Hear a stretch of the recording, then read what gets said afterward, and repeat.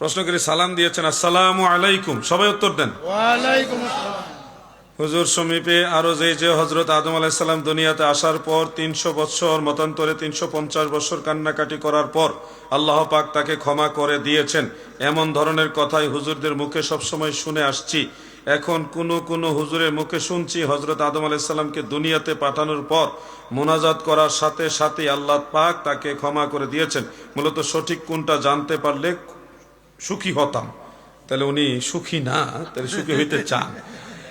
যে আলেম সাহেব বলতেছে হযরত আদম আলাইহিস সালাম দুনিয়াতে আইসাই দোয়া পড়ে মাপ পাইলেছে, ওই আলেম সাহেবের আরো লেখাপড়া দরকার। কে কইছে আমি জানি, এই লোকটার মতো এত বড় ডিগ্রিওয়ালা লোক, বড় কামেল মাদ্রাসার মুহাদ্দিস, ডক্টরেট ডিগ্রিধারী লোক এত বড় জেহালতপূর্ণ অজ্ঞতাপূর্ণ কথা বলে, যেগুলি শুনলে মনে হয় আমাদের যারা ছাত্র তারাও মনে হয় ওনার সাথে একটু ভালো জানে। এটা ওনার অপমানের জন্য বলছি না, ওনার আরো স্টাডি করা দরকার। মাঝে মধ্যে উনি এমন কিছু কথা বলে যে কথাগুলি একেবারে লজ্জাজনক। আমি বলে দিচ্ছি, এটা হাদিসে আছে, অনেকগুলো হাদিসে আছে। ইমাম খতিব বাগদাদি রহমাতুল্লাহ আলাইহির তারিখের মধ্যে, তারিখে বাগদাদ, সেখানে মারফু সনদে একটা হাদিস উল্লেখ। প্রিয় নবীজি বলেন, কিয়ামত পর্যন্ত আদম সন্তানেরা যত মানুষ কাঁদবে, শুধু মুসলমান না, যত মানুষ কাঁদবে, তাদের চোখের পানি যদি এক পাল্লায় রাখে হযরত আদম আলাইহিস সালামের চোখের পানি তাদের সবার চেয়ে বেশি হবে। তাইলে মনে হয় দুনিয়াতে আইসা সাথে সাথেই তওবা করে লেছে, মাফ চাই লেছে, আর কান্দার টাইম কই? দুনিয়াতে সেই তো উনি তওবা করে ফেলছে, তা আল্লাহ মাফ করে দিছে, আর কান্দার টাইম আছে? তো কান্দার টাইম ছাড়া তো এত চোখের পানি কেমন হইল? না এদিকে আল্লাহ রসুল মিথ্যা কথা বলছে? ভাই শুনুন, ইমাম ইবনু আবিদ দুনিয়া রহমাতুল্লাহ আলাই, ইমাম বুখারী রহমাতুল্লাহ আলাইহির প্রায় সমসাময়িক একজন ইমাম, ইমাম ইবনু আবিদ দুনিয়া রহমাতুল্লাহ আলাইহির, তিনি এই ব্যাপারে একটা কিতাবে লিখছে, কান্দার ব্যাপারে কিতাব, কান্দার ব্যাপারে কিতাব।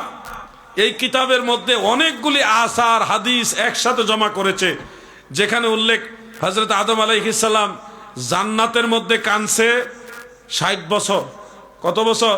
60 বছর। আর দুনিয়াতে এসে কানছে 300 বছর। কত হইল? এবারে 350 পায় না, আমি 360 দিয়ে আইলাম। যা, জান্নাতে কানছে 60 বছর আর দুনিয়াতে কানছে 300 বছর। তাফসীরে কুরতুবীর মধ্যে, তাফসীরে কবীরের মধ্যে ইমাম ফখরুদ্দিন রাজি আরো অনেক তাফসীরের মধ্যে বিষয়গুলো উল্লেখ, অনেকগুলি কিতাবে উল্লেখ যে হযরত আদম আলাইহিস সালাম দুনিয়াতে 350 বছরের মতো কেঁদেছেন। এরপরে তিনি মাথা উপরের দিকে তুলে আরশে আজিম দেখেন, সেই আরশের খুঁটিতে গেইটের মধ্যে লেখা লা ইলাহা ইল্লাল্লাহু মুহাম্মাদুর রাসূলুল্লাহ সাল্লাল্লাহু আলাইহি ওয়াসাল্লাম। এটা ইমাম হাকিম নিসাবুরি তার আল মুস্তাদরাক আলা সাহিহাইনের মধ্যে উল্লেখ করেছেন, এবং ইমাম বাইহাকি তার দালাইলুন নবুয়তে উল্লেখ করেছেন, ইমাম তাবারানি তার মুআজামুল আওসাতের মধ্যে উল্লেখ করেছেন।